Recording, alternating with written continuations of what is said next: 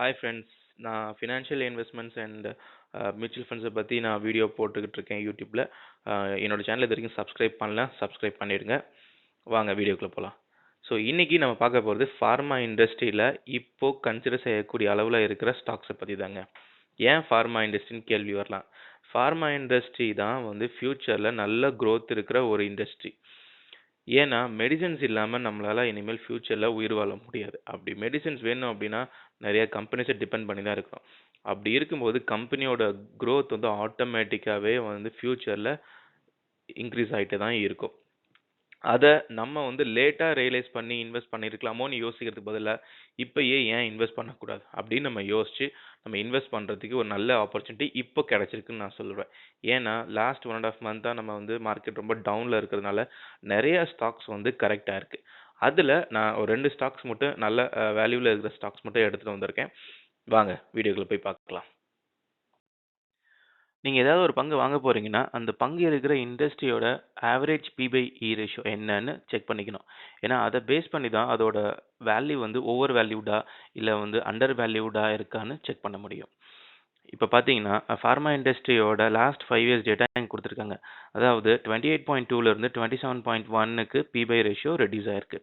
But இந்த August 18th data பிரகாரம் பார்த்தீங்கன்னா ஆவரேஜ் ஃபார்மா இண்டஸ்ட்ரியோட பி/இ ரேஷியோ வந்து 36 கிட்ட இருக்குது.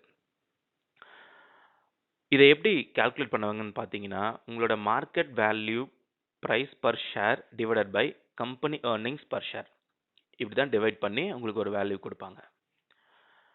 ஜென்ரலாகவே வந்து பி/இ ரேஷியோ வந்து 20லேருந்து 25 வரைக்கும் இருக்கிறது எல்லாமே வந்து நல்ல ஸ்டாக்ஸ்னு சொல்லுவாங்க மார்க்கெட்டில். அதுக்கு மேலே இருந்துச்சுன்னா அதோட growth-அ பேஸ் பண்ணி தான் இருக்கும். அதுக்கு கீழே இருந்துச்சுன்னா கண்டிப்பாக அதை வந்து நீங்கள் கன்சிடர் பண்ணலாம். ஃபர்ஸ்ட் ஸ்டாக் நான் எடுத்துகிட்டு வந்திருக்குது நாட்கோ ஃபார்மா லிமிடெட். வாங்க பார்ப்போம். நாட்கோ ஃபார்மாங்கிறது ஒரு லார்ஜ் கேப் ஸ்டாக். இதோட மார்க்கெட் கேப் வந்து ஆல்மோஸ்ட் 24,000 கோடி கிட்ட இருக்குது. இப்போ இதோட கரண்ட் ப்ரைஸ் வந்து 1,350 ரூபாய் கிட்ட இருக்குது. இதோட ஹை அண்ட் லோ வேல்யூ பார்த்தீங்க அப்படின்னா 750 ரூபாயிலிருந்து 1,600 வரைக்கும் ப்ரைஸ் மூமெண்ட் இருந்திருக்கு. இந்த ஸ்டாக்கோட பி/இ ரேஷியோ பார்த்தீங்கன்னா 12.4 தான் இருக்குது. நான் முன்னாடியே சொன்ன மாதிரி 20 to 25ங்கிறது வந்து ஆவரேஜ் குட் ஸ்டாக்ஸோட பி/இ ரேஷியோ. ஆனால் இது 12.4 இருக்குது அப்படின்னா ஆல்மோஸ்ட் இது டபுள் த டைம் growth கிடைக்க வாய்ப்பு நிறையவே இருக்குது. அண்ட் இதில் வந்து டிவிடெண்ட் yield பார்த்தீங்கன்னா 0.69% உங்களுக்கு இயர் ஆன் இயர் கொடுத்துட்ருக்காங்க, இந்த இயர் கொடுத்துருக்காங்க. ஸோ டெஃபினட்டாக உங்களுக்கு டிவிடெண்ட் மூலிமாவும் ஒரு சம் அமௌண்ட் கிடைக்க வாய்ப்பு இருக்குது. இதோட ROCE பார்த்தீங்கன்னா 30% கிட்ட இருக்குது. ROE பார்த்தீங்கன்னா 25% கிட்ட இருக்குது. இந்த ஸ்டாக்கோட ஃபேஸ் வேல்யூ வந்து 2 rupees. இந்த சார்ட்டில் பார்த்தீங்க அப்படின்னா லாஸ்ட் டிசம்பரில் வந்து ஆல்மோஸ்ட் 700 800 ரேஞ்சுக்கு ட்ரேட் ஆகிட்டு இருந்த ஸ்டாக் வந்து இப்போ வந்து ஆல்மோஸ்ட் இன்க்ரீஸ் ஆகி 1,350 கிட்ட ட்ரேட் ஆகிட்டு இருக்கு. ஸோ லாஸ்ட் 1 இயரில் ஆல்மோஸ்ட் உங்களுக்கு 400 ஒரு ஸ்டாக்குக்கு ப்ராஃபிட் கிடச்சிருக்குன்னா நீங்கள் கொஞ்சம் கொஞ்சமாக கன்சிடர் பண்ணிங்கன்னா டெஃபினட்டாக உங்களுக்கு நல்ல க்ரோத்தே கிடச்சிருக்கும். இது வந்து ஒரு டேட்டாக்காக தான் எடுத்து வந்திருக்கேன். பட் லாங் டேர்ம் இன்வெஸ்ட் பண்ணுறதா இருந்துச்சுன்னா டெஃபினட்டாக இந்த ஸ்டாக்கை கன்சிடர் பண்ணலாம். ப்ரோஸ் அண்ட் கான்ஸ் பார்த்தீங்க அப்படின்னா ப்ரோஸ் வந்து ஆல்மோஸ்ட் இந்த கம்பெனி வந்து கடனை குறைச்சிட்டாங்க, கம்மியாக தான் கடன் இருக்குது.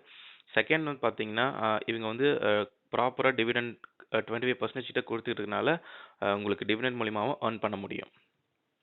கான்ஸ் பார்த்தீங்கன்னா ப்ரொமோட்டர்ஸ் எஃப்ஐஐடிஐ உங்களோட ஷேர்ஸை வந்து செல் பண்ணியிருக்கிறதா சொல்லியிருக்காங்க. பட் அதனால பப்ளிக்கோட இன்வெஸ்ட்மெண்ட் இன்க்ரீஸ் தான் இருக்க ஒழிஞ்சு ஒன்றும் ஷேர்ஸ் வந்து வேல்யூ பெருசாக வந்து ட்ராப் ஆகலை. பட் இது ஒரு நல்ல ஆப்பர்ச்சுனிட்டி எடுத்துகிட்டு நம்ம இன்வெஸ்ட் பண்ண ஸ்டார்ட் பண்ணலாம். இவங்க பேலன்ஸ் ஷீட் நல்லாவே மெயின்டைன் பண்ணியிருக்குங்க. இப்போ பார்த்தீங்க அப்படின்னா இவங்களோட அசெட் பார்த்தீங்கன்னா ஆல்மோஸ்ட் 8,000 கோடி கிட்ட இருக்குது. வெறும் கடன் வந்து 200 கோடி கிட்ட தான் வச்சுருக்காங்க. ரிசர்வ்ஸ் அண்ட் சர்ப்ளஸ் வந்து ஆல்மோஸ்ட் 7,000 கோடி கிட்ட இருக்குது. ஷேர் ஹோல்டிங் பேட்டர்ன், அதாவது இந்த செப்டம்பர் 2020 டேட்டா பிரகாரம் பார்த்தீங்கன்னா ப்ரமோட்டர்ஸ் வந்து ஆல்மோஸ்ட் 50% ஸ்டேக்ஸ் வச்சுருக்காங்க. எஃப்ஐஐ வந்து 17% இருக்குது. டிஐஏ வந்து 7% கிட்ட இருக்குது. பப்ளிக் வந்து 26% கிட்ட இந்த ஸ்டாக்ல இன்வெஸ்ட் பண்ணியிருக்காங்க. ஸோ ஓவராலாக பார்த்தீங்கன்னா நல்ல வேல்யூவில் தான் இருக்குது. செகண்டாக நான் வந்து டாக்டர் ரெட்டியை எடுத்துகிட்டு வந்திருக்கேன். வாங்க பார்ப்போம். இந்த ஸ்டாக்கும் ஒரு லார்ஜ் கேப் தான். இதோட மார்க்கெட் வேல்யூ பார்த்தீங்க அப்படின்னா ஆல்மோஸ்ட் 1 லட்சம் கோடி கிட்ட இப்போ இருக்குது. கரண்ட் ப்ரைஸ் வந்து ரூ. 1200 கிட்ட இருக்கு. இதோட ஹை அண்ட் லோ வேல்யூ பார்த்தீங்கன்னா, ரூ. 1075லேருந்து ஹை வேல்யூ ரூ. 1400 வரைக்கும் ட்ரேட் ஆயிருக்கு. இந்த ஷேர் வந்து அக்டோபர்ல ஸ்ப்ளிட் போட்டிருந்தாங்க. அதாவது 1:5 ரேஷியோங்கிற பிரகாரம். அக்டோபர்ல இதோட வேல்யூ வந்து ஆல்மோஸ்ட் ரூ. 1500 ஒரு ஷேருங்கிற மாரி ட்ரேட் ஆயிட்டு இருந்துச்சு. இந்த ஸ்ப்ளிட்னால இப்போ வேல்யூ குறைஞ்சு இப்போ ரூ. 1200 கிட்ட ட்ரேட் ஆயிட்டு இருக்கு. இந்த ஸ்டாக்கோட P/E ரேஷியோ பார்த்தீங்கன்னா 18.9 தான் இருக்கு. 18.9ங்கிறது ஒரு நல்ல வேல்யூ. 20-25ங்கிறது குட் ஸ்டாக் போது இது கன்சிடர் பண்ணக்கூடிய அளவில் தான் இருக்கு. இவங்க டிவிடெண்ட் ஈல்டு வந்து 0.666% கொடுத்துட்டு இருக்காங்க. ROCE வந்து 26.5ல இருக்கு. ROE வந்து 21.4% இருக்கு. இதோட ஃபேஸ் வேல்யூ ₹1. இந்த ஸ்டாக்கும் நல்லா கன்சிடர் பண்ணக்கூடிய ஸ்டேஜில் தான் இருக்கு. தாராளமாக இந்த ஸ்டாக் நீங்கள் கன்சிடர் பண்ணலாம். இந்த ஸ்டாக் வந்து ஃபேஸ் வேல்யூ 1 கம்பேர் பண்ணி இந்த டேட்டா கொடுத்துருக்காங்க. இதோட வேல்யூ பார்த்தீங்கன்னா ஆல்மோஸ்ட் 6500லேருந்து ஸ்ப்ளிட்னால ஆல்மோஸ்ட் 1300க்கு ரெடியூஸ் ஆகி இப்போ அங்கேருந்து ஒரு ₹100 கிட்ட குறைஞ்சிருக்கு. இன்னும் குறைஞ்சது அப்படின்னா கண்டிப்பாக நீங்கள் வந்து கொஞ்சம் கொஞ்சமாக கன்சிடர் பண்ண ஸ்டார்ட் பண்ணலாம். Pros and cons. ப்ரோஸ் பார்த்தீங்க அப்படின்னா இந்த கம்பெனி லாஸ்ட் 5 இயர்ஸில் நல்லாவே க்ரோத் காட்டிகிட்டு இருக்காங்க. இவங்களோட CAGR வந்து 25% கிட்ட இருக்கு.